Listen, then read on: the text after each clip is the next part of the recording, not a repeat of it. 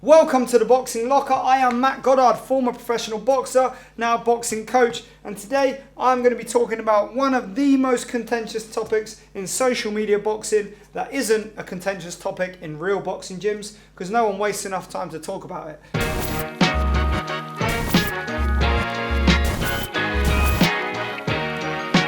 However, another video in my Boxing 101 series, because this is something that people really do seem to care about, and I want to help everybody to solve that problem. Now, does your lead foot pivot?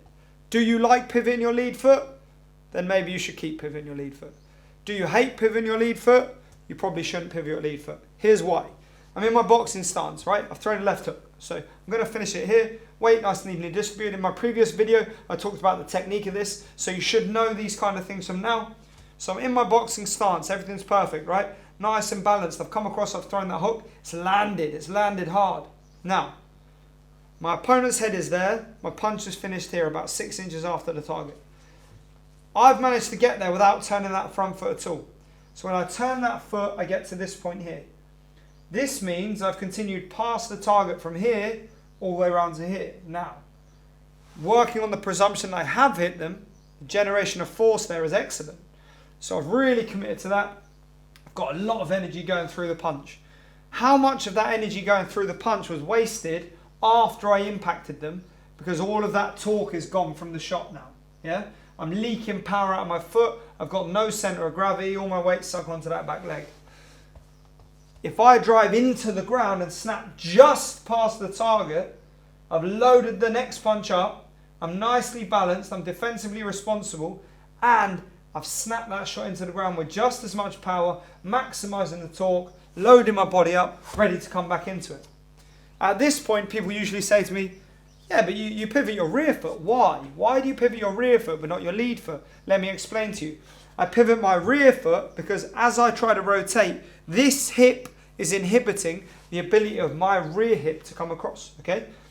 So I don't have stupendous movement or mobility through my hips. I'm not some kind of gymnast or anything like that. I've just got a regular man's mobility. I get to this point here. My hip will not go any further. My shoulder will only go to there. Watch what happens when I pivot my foot. Oh my God. My hip's gone much further. My shoulder's gone much further. That means I can generate more force. Now, there is no inhibiting factor on the lead hip, okay? Particularly if I've just thrown a right hand, because I've got even more range of movement around that hip. Now the stopping point for my hip when I twist now is back here. My opponent is not behind me, my opponent is in front of me. So there is no value in my hip going that much further past the target, other than that I can swing a big looping crazy haymaker that might look impressive if it lands. If it misses, you look like an absolute plonker. So I get all the way to here, and what have I achieved, right? There's nothing inhibiting the movement of my hip. The end point of my punch may be 45-degree angle past the point of impact. Okay, so here, my hip can go to there, easy. My shoulders don't need any extra rotation. I've already got that through the upper body. And all I have to do is soften the knee so that it drops inwards slightly, and my weight drops onto the inside of my foot, and exactly the same thing has happened as would have happened had I done the pivot and then ended up a mile past the punch with loads of wasted energy and wasted effort, overcommitted, imbalanced, and in a rubbish position to be countered. Now, historically, the more boxing you watch of the golden era with Hagler, Hearns, Leonard, these kind of guys, when you go back even further to Foreman, Frazier, Ali, when you watch these guys compete, how often do they pivot the lead foot when they hook? My answer to you is very, very, very, very little. Now, that's not to say they don't. Everything has a function. If I want to turn and check hook my opponent, it can be very beneficial to pivot that hook, to pivot that foot, and then I'm out.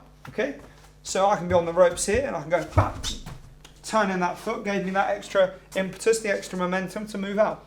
That doesn't happen if I leave the foot there. I'm too stiff. I'm too rigid. Okay, there we go. It has function.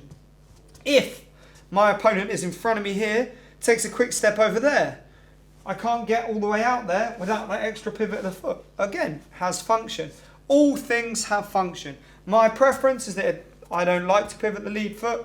And my advice is that you don't need to pivot the lead foot. If you've practiced pivoting the lead foot and you know how to balance yourself, you know how to keep your weight evenly distributed, you know how to not overcommit to that punch, and if you miss, you know how to come back from that without falling over, then fair play to you and best of luck with that. But everyone else, if you're following my videos for the first time, forget that lead foot pivot. Don't ever ask the question again. You're wasting your time.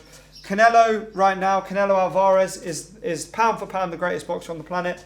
Watch him hit the aqua bag. You won't see his lead foot pivot once on all of it. And the guy's famed for his left hook. So that tells me everything I need to know. There we have it, guys. Contentious point. That's my answer. That's my thoughts on it. You can have yours. Please let me know what you think. Let me know in the comments. I'd love to have a little debate about this. It's always something that I enjoy talking about. And maybe I've got a question that you guys can answer below in the comments. The question is this. Can you name for me 10 current world champions that pivot the lead foot as a matter of course when they throw it in a combat scenario? Not on the bag, not on the pads, in a combat scenario. Remember, it's important to practice how we perform. If we're practicing pivoting and we're not doing it when we perform, what's the point in practicing it when you're on the bags or on the mitts? It's pointless. It's redundant.